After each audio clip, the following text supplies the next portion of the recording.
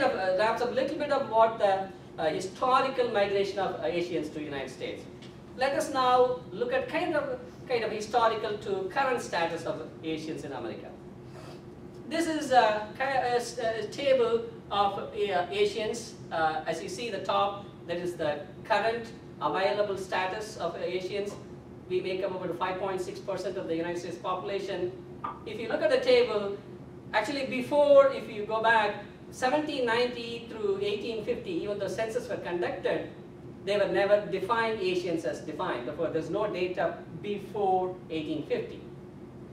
If you look at the table between 1860, 1870, and actually the population increases up to 1880 when the Chinese people come here to 0.2%, and because of the Chinese Exclusion Act and various extensions of it, you see between 1890 through almost 1940s, of course there's the Second World War, and then 1950s, the population hardly changes anything, Asian population, whereas the United States population actually more than quadruples during that time. That's mostly because of the immigration laws. Then the significant change you see after 1970s, after the 1965 Immigration Naturalization Act was refined, then you see, then it starts doubling almost every decade. This can be seen in this next one. Is like more of a graphical interpretation. The green line, the blue line shows the general population growth.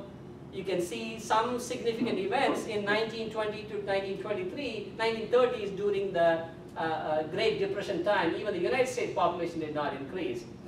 And at the same time, you can see after the World War II, the baby boomers start, population increases. And the red line represents the population increase of the Asians. Once again, if you look at it, it's almost up to 1940, 1950, it remains relatively flat. There's not many people. Then all of a sudden, the number of people go. As I said, we have almost 6% of the American citizens are now Asians. I'm going to give you a little bit of a small 10-year growth. Asian alone population growth between the 2010 census and the 2000 census, the last 10 years, it has grown tremendously, 43%. And it is actually the fastest growth rate. And the Asian in combination, that's Asians with white, Asians with African Americans, Asian with the Hispanic, then if you look at the growth, it's about 46%. And if you look at the last decade, 2010, the total population growth is about 9.7%. That is 281 million became 308 million. But the Asian growth is actually 4 times larger than the regular growth. The important increase is happening in the last 20 years or so. Therefore, 10.2 million Asians from 2000 census grown to be 14.7 million now. There are some interesting statistics. I'm going to say Asians with 25 years or over have 50% have a bachelor's degree compared to a 28% of the average population. And also, Asians also represent, there are also many veterans there in the Army. If you were to look at the ethnicity of the people who are here, this is kind of a breakdown. I'm going to give you another about the statewide also, that's very interesting. The two numbers you see, they are percentages in the parentheses. One is by the race alone, another is with the mixed race. If you look at it by race alone, that's Chinese, exclusively Chinese. They represent the 22% of the Asian population. And Asian Indian make 19.4%, Filipino might 17.4%. But there is a history behind in this. If you look at it, Filipinos with mixed race, like Filipinos with whites, Filipinos with African American, Filipinos with Hispanic, they are actually the biggest category, 24.4%. That shows that they have been here for a long time. They have integrated to the society. They became part and parcel of America. Same way, if you look at the Japanese, by themselves they are only 5.2%. But if you looked at their mixed race category, they are 13.9%, which is much, much higher than the other percentage, their population alone. That also shows historically, these people came long time ago, and they, what is called the process called acculturalization. They lose some of their culture and become part of the melting pot of America.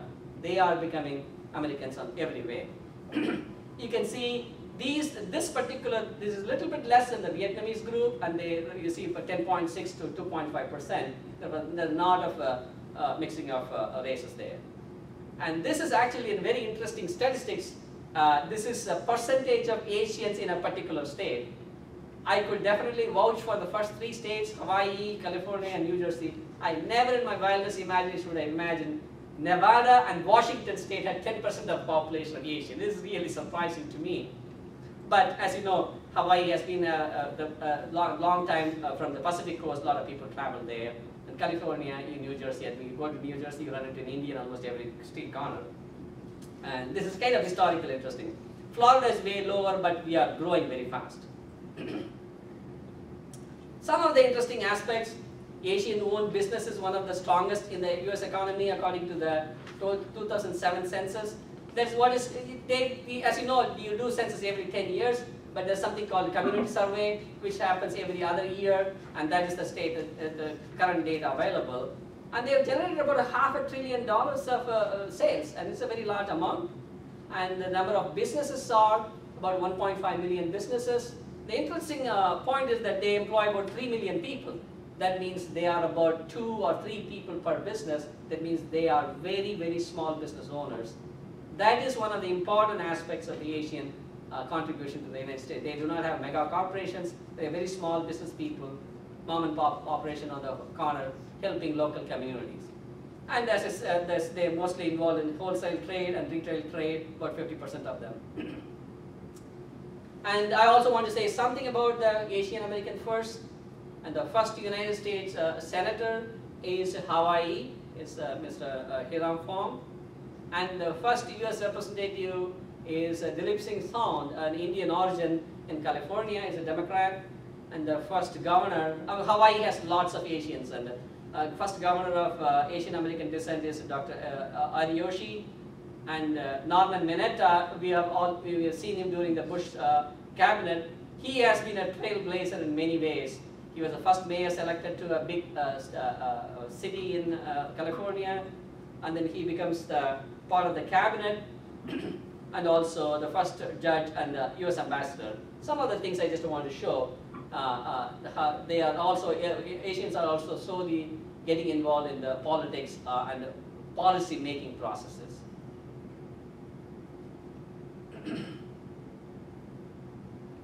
This is a kind of a melting pot of Asians in the United States.